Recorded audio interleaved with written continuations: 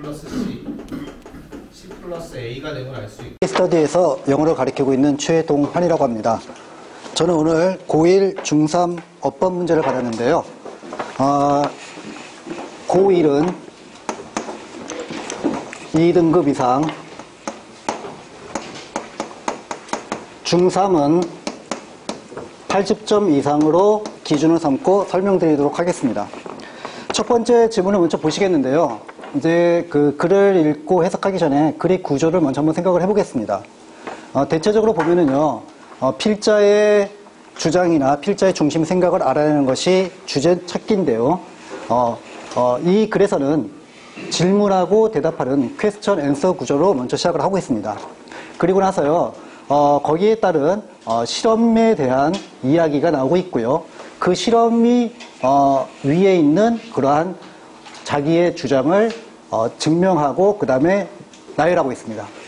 그리고 맨 마지막에 다시 한번 실험 결과에 시작한 사람들이 그 실험에 대한 결과를 말해주고 있습니다. 그 다음에 읽어보면요.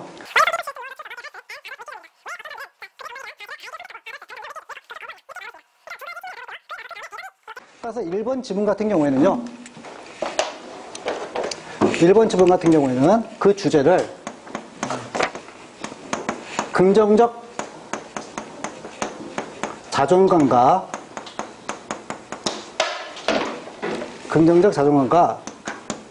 건강과의 상관관계로 놓고 보겠습니다.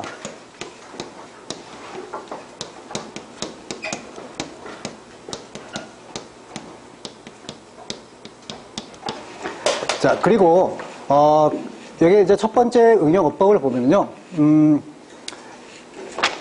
요 부분입니다. participant, 참가자들은요, would like to, 뭐뭐 하고 싶답니다. 테스트를 하고 싶답니다. 근데 참가자들이 테스트를 하고 있는 게 아니라 참가자들이 테스트를 받고 싶은 거기 때문에 요것에 대한, 자, 무엇은요, 체크 포인트는요, 테스트를 be tested로 놓고 보겠습니다. 두 번째 보면은요, 요거는 좀 해석이 좀 필요한 부분인데요. 콤마 다음부터 so부터 시작을 하겠습니다. helping이라는 동명사 주어가 나와서요. helping people face potentially brightening information with a positive self-esteem까지가 주어로 잡고요. 어느 부분이냐면요. increasing 부분을 increases로 놓고 보겠습니다.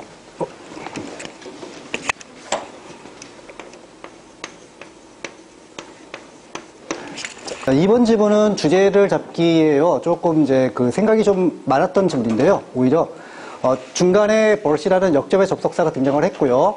그러고 나서 그 경우에 따라서 쭉 보니까요. most important가 나오고 10대들의 어떠한 그 자기 독립성과 부모들의 어떤 간섭과 그 다음에 그런 그 부모들의 책임과 의무에 대한 얘기가 쭉 나오고 있었습니다. 그래서 이거 쭉 보다가요. 저는 이제 이 두 번째 verb 부분과요. 맨 마지막에 나와 있는 어느 부분이냐면요. parents have 부분을요. 주제문으로 해봤습니다. 다시 얘기해가지고요. 양괄식이라고 볼 수 있고요. 또 한 가지는요.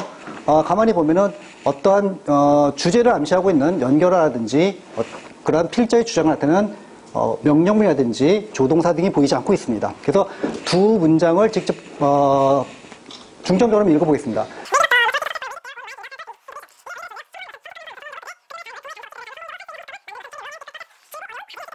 다시 얘기하면 이 글의 주제를 양괄식으로 놓고 봤을 때 두 번째 글의 주제는 10대를 양육하는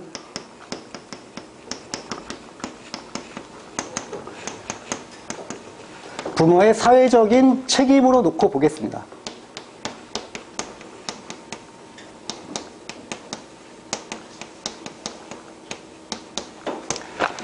첫 번째 체크 포인트를 잡을 건데요. 저는 important 부분이 조금은 어색하지 않나 싶습니다. 다시 얘기하면 find it necessary to 부분의 가목적어 부분도 이상이 없는 것 같고요. 그래서 문장 맨 앞에 무엇인가가 나오고 콤마가 났다는 것은 부사, 문장 전체를 수식하는 부사의 역할을 하는 자리이므로 important 부분을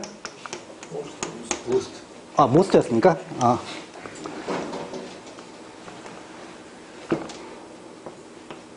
most important 부분을 자, 그 다음에, 죄송합니다. 요게 세 번째 지문이죠? 세 번째, 좀. 생각보다 많이 떨리는데요. 자, 네 번째는요. 제가 봤을 때는 정문 아니거나, 아니면 맨 마지막에 Children's Future Success 부분이 좀 틀렸지 않을까 싶은데요. to ensure 부분을요.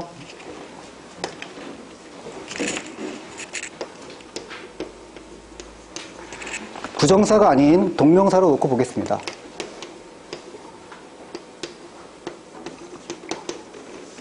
다시 해서 부정사인 to가 아니라요. 전치사 to 플러스 동명사로 놓고 왔습니다. 아주 빠졌습니다. 이슈를. 예. 죄송합니다.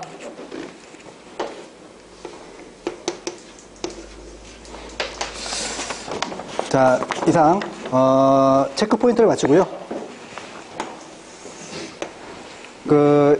이제 1번과 2번에 대한, 1, 2, 3, 4번에 대한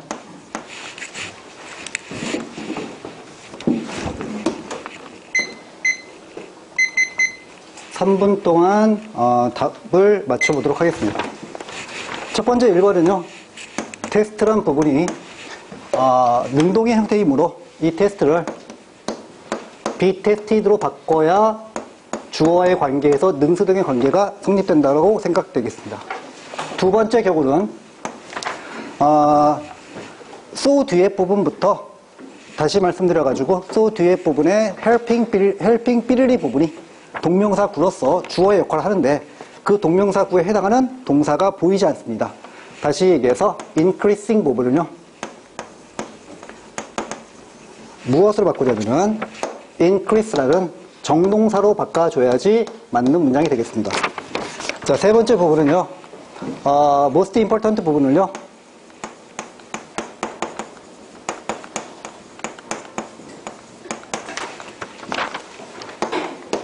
most importantly로 바꿔주는 게 맞지 않을까 싶습니다.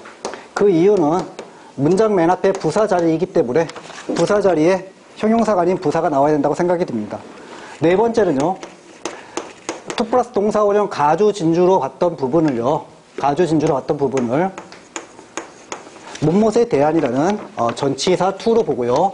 그 뒤에 나와 있는 동사이므로 당연히 동명사 ensure임으로 보겠습니다.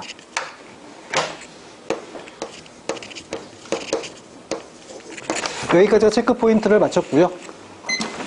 그 다음에 이제 다른 부분들은 잘 모르겠는데요. 그 두 번째 지문에서 두 번째 지문에 3번 그 문법 같은 경우에 보니까요. find it necessary to 같은 경우에 중상 구문에서 나와 있는 가목적어 구문인데요. 이 가목적어 구문이 실제적으로는 중3 아이들이 처음 배웠던 구문이고요. 처음으로 배우는 구문이고요. 또 한 가지는 그 가목적어 구문을 중3 학생들이 그냥 보고서 그거를 잘 모르고 넘어가는 경우가 좀 많습니다. 그래서 이것을 패턴으로 가목적으로 구별하는 방법을 아이들한테 가르치고 있습니다. 일명 가목이라 부르고요. 가목적어를 주로 사용하는 동사들이요. 여러 가지가 있는데 그중에 5가지가 가장 많고요. 그것을 초성 암기법으로 코피 맛있다라는 초성 암기법을 사용합니다. 그래서 코피 맛있다의 코는요. consider가 되겠고요. 아시겠지만 자, 그 다음에요. 자, 필은 find고요. make고요. think, take란 자, 동사들이 가장 가목적어를 많이 동반하고 다니고요. 이 코피 마시다 다음에 it을 발견하는 순간 자, 어떻게 한다고 아이들한테 가르치냐면요. 이 두 개를 보는 순간 코피 마시다 it 보는 순간 가목적어라고 의심을 하라고 가르칩니다. 그리고 나서 당연히 뒤에 무엇을 찾아야 될까요? 진목적을 찾아야겠죠. to나 경우에 따라서는 that을 찾으라고 말합니다. 물론 ing라는 동명사 구도 가목적어 자리에 나올 수 진목적어 자리에 나올 수 있겠지만 하지만 가장 많이 나오는 말의 형태가 지금 출제된 그런 대상 학년이 중3이므로 중3 때 가장 많이 나오는 진목적의 형태가 to나 that이기 때문에 코피 마시다 발견하는 순간 너희들은 to나 that을 찾아라 라고 말하고 있습니다. 그래서 3등급 이하 또는 70점 이하 학생들에 대해서는 가목적어에 대한 구별법을 가르치고 있습니다. 마지막으로 출제율과 난이도에 대해서 말씀드리겠습니다. 첫 번째 문제의 출제는요, 수동태에 관련된 구문이거든요. 근데 실질적으로 크게 어렵지 않았고요. 그 다음에 난이도부터 말씀드리겠습니다. 실질적으로 크게 어렵지 않았고요. 대체적으로 2.8 정도의 난이도를 보여준다고 생각됩니다. 하지만 이것에 대한 출제율은요, 중학교 2학년 때 처음으로, 중1 말부터 중2 때 처음으로 본격적으로 수성태를 배우기 시작해서 수능 때까지 계속적으로 출제가 되는 가장 기초를 묻는 문제로서 4.0 정도로 볼 수 있습니다. 물론 변별력을 높이는 문제는 아니라고 봅니다. 두 번째는요, 두 번째가 조금 이제 난이도가 좀 높았는데요. 다시 말씀드려서 무엇이냐면요, 이것은 문장에 대한 글에 대한 해석 능력과요, 정동사를 알아맞추는 그러한 구별 능력이 있어야만 가능하고요. 중간에 어쩌면 helping 다음에요, face란 부분을 준사역 동사 다음에 동사 원형을 정동사로 보는 오류를 범할 수도 있는 문제이기 때문에 난이도는 5점 만점에 한 4.2 정도 주고요. 출제율은요, 아주 높지 않습니다만은 아까 말씀드린 것처럼 변별력을 높이는 시험 문제로서는요, 종종 출제되는 내신과 수능에서 출제되는 유형이므로 얘는 3.5 정도의 출제율을 보인다고 생각할 수 있겠습니다. 세 번째는요, 솔직히 출제율 자체는요, 많이 높다고 볼 수는 없습니다. 2.5 정도인데요. 의외로, 출제율 자체는 높지 않지만, 그것을 간과하고 넘어갈 수 있는 부분들이 많기 때문에 난이도는 제 입장에서도 그렇고요. 한 4.0 정도로 놓고 보겠습니다. 네 번째는요, 난이도 같은 경우는 저 같은 경우는 제 입장에서는 좀 어려웠기 때문에 4.1로 놓고 보고요. 그 다음에 출제율 같은 경우에는요, 이것은 전치사 투와 그 다음에 부정사 투에 대한 구별 능력을 묻는 문제이기 때문에 중학교 3학년을 시작으로 해가지고 고3까지 자주 출제되는 문제 중에 하나라고 볼 수 있습니다. 그래서 3.8 정도의 출제를 보이고 있다고 생각이 듭니다. 자, 이상으로 마치겠습니다. 감사합니다. 예, 잘 들었습니다. 첫 강평이 맞으신 거죠? 예, 아주 잘해 주셨고요. 저는 이제 4번 같은 경우 그 전치사하고 투부정사 썼을 때 해석이 어떻게 달라지는지 그 문제는 해석으로 판별이 돼야 되기 때문에 그거를 보여줬으면 어떨까 싶고, 그다음에 또 한 가지는 출제율 난이도에서 세 번째 부분이 이제 형용사 부사 문제면은 출제율이 조금 더 높아야 되고 난이도는 조금 뭐 한 3.5로 내려가도 괜찮지 않나 이렇게 뭐 말씀드리고 싶고요.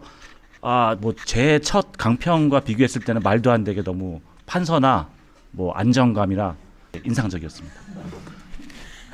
자, 지금 최동환 선생님이 강평을 했는데 잘했죠.